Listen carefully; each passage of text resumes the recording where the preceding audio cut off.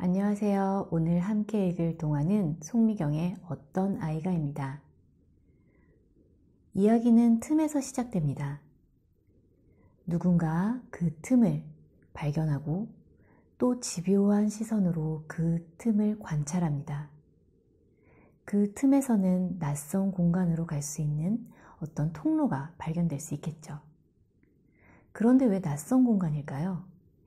이야기가 시작되는 곳들은 우리의 일상과 닮아있기보다는 낯설고 신기한 곳이어야지 더 흥미를 자극하게 되겠죠. 아예 가본 적도 상상해 본 적도 없는 새로운 공간에서의 이야기도 흥미롭지만 일상이라는 곳에서 그 틈, 그 사소함 속에서의 낯섦을 발견하는 것 또한 굉장히 흥미를 유발하게 됩니다. 어쩌면 일상에서 오는 그런 균열감이 이야기를 이끌고 가는 힘이 될 수도 있겠죠. 한 평범한 가정의 아이, 주인공 소년 문제는 집에서 노란 쪽지를 발견합니다. 그 쪽지에는 이렇게 써있죠. 저는 그동안 여러분과 함께 살았던 어떤 아이입니다. 문제는 그 쪽지를 읽고 당황하게 됩니다. 지금까지 어떤 아이와 함께 살았다는 생각을 해본 적은 없었으니까요.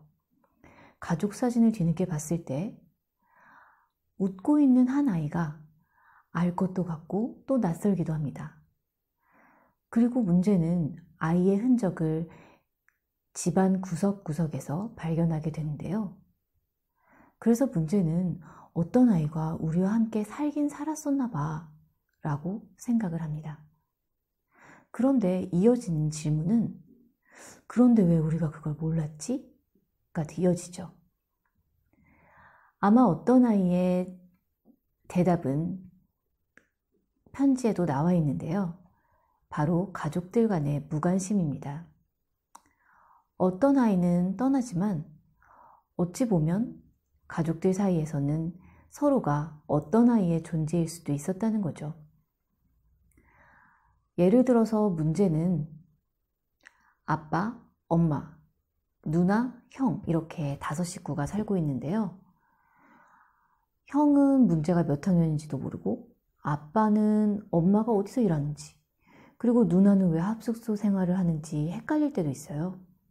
그리고 그들은 가족 사진을 찍긴 찍었지만 다시 보는 일은 없었죠. 이처럼 문제 가족들은 서로에 대해서 굉장히 무관심하는데 책을 읽으면서 이런 장면들은 굉장히 재미있는 장면이기도 합니다. 하지만 어떤 아이의 존재는 누군가 우리 집에서 함께 살았었다라는 그런 황당함보다는 가족들과 대비되는 굉장히 다정한 모습을 보여주기도 합니다. 굉장히 서로에 대해서 잘 기억하고요. 그리고 또 가족들의 어떤 성격이나 가족들의 고민 같은 것도 어떤 아이들은 오히려 눈치채고 있기도 합니다.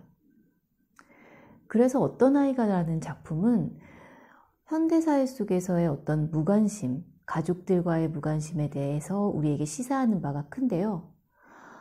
우리가 지금 살고 있지만 어찌 보면 어떤 아이와 함께 살고 있을 수도 있죠. 왜냐하면 마지막에서 어떤 아이는 자신의 존재를 인식할 수 없는 또 다른 무관심한 가족 사이에서 살아갈 것이라는 쪽지를 남기거든요. 그러니까 어떤 아이는 어떤 집에서든 살아가고 있겠죠. 그리고 우리 옆에서도 가능하다는 생각이 듭니다. 우리가 서로에게 가족들에게 어떤 아이와 같은 존재로 남겨져 있을 수도 있어요. 그처럼 어떤 아이라는 것은 하나의 강렬한 송미경 작가의 아이디어 속에서 발견된 인물이기도 하지만 굉장히 상징하는 바가 큰 인물이라고 볼 수가 있어요. 누군가, 가족 간의 누군가가 될 수도 있고 또 내가 될 수도 있는, 그리고 또 우리도 모르는 어떤 아이가 함께 살고 있을 수도 있는 다양한 상상들을 만드는 거죠.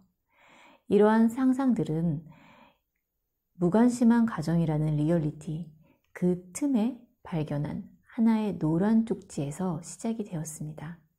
어떤 아이가라는 작품을 꼭 읽고 함께 고민해 보시기를 추천드리겠습니다.